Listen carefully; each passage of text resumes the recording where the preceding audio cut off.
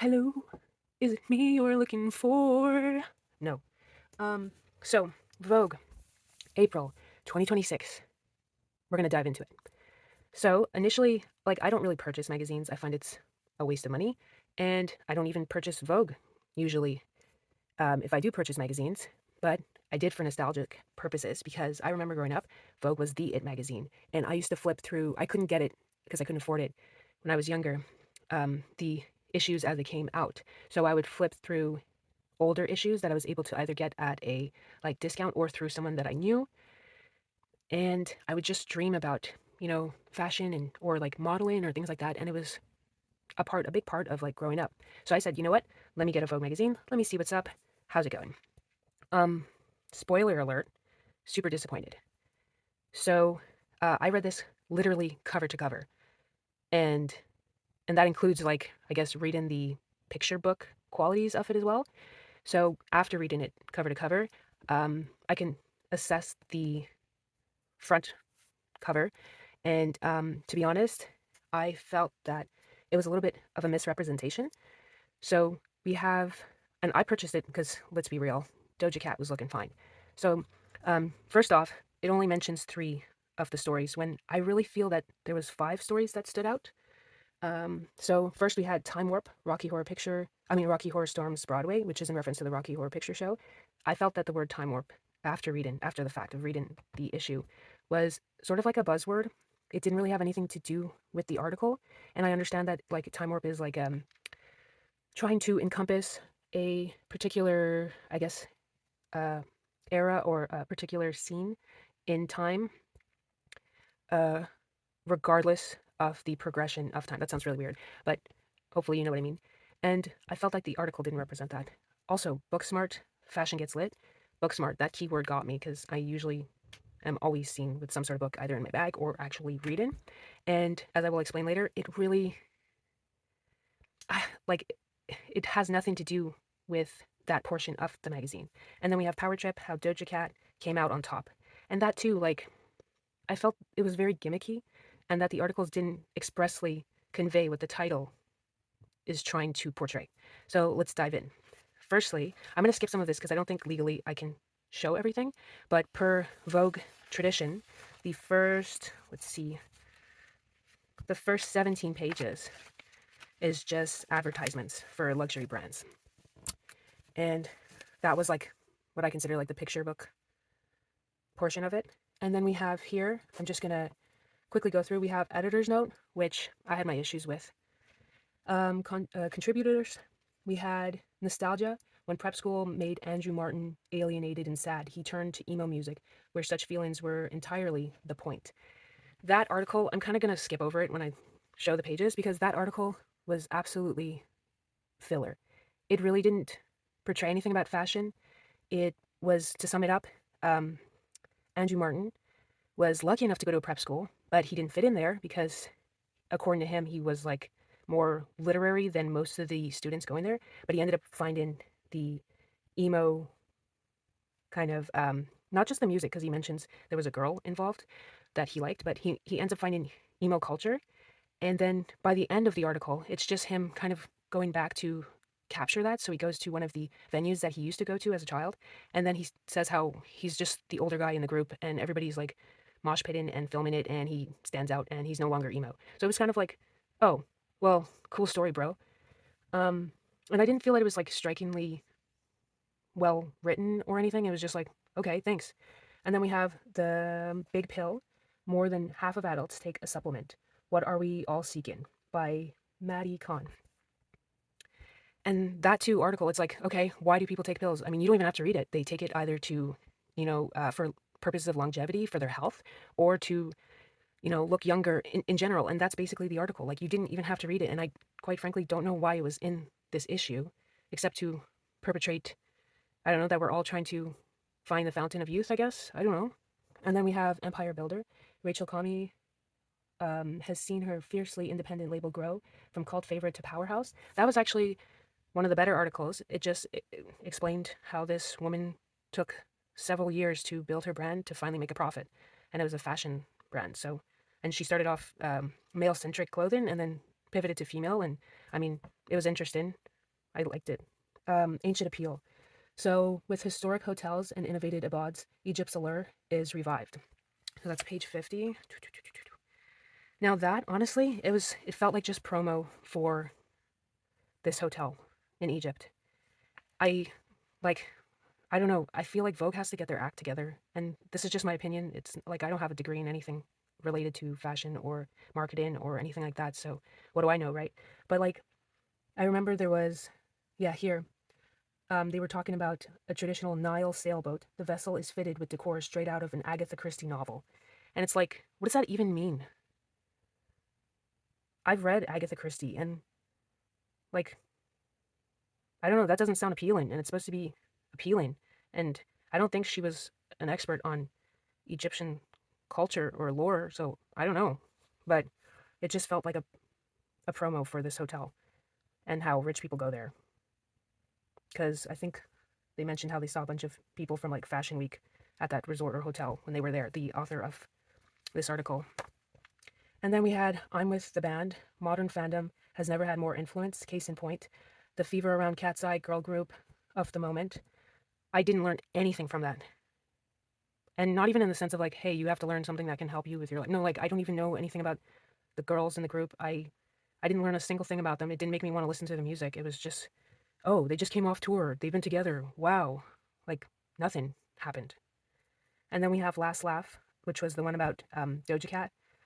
That too, it was like they mention here how she came out on top, and it's just basically how she's going through her self development journey, I guess, or like her well being journey. And it doesn't even shine a good light on her, and there's no final point to it. I mean, it's always going to be a journey, so she's not actually coming out on top. But I don't know. I just found the word choice is very like they're just choosing buzzwords, and some of it feels like it's AI written, which I can't say it is because I don't know. But that too was, let's see it. Hold on, page 66. No, 56. So yeah, that's what it kind of looks like.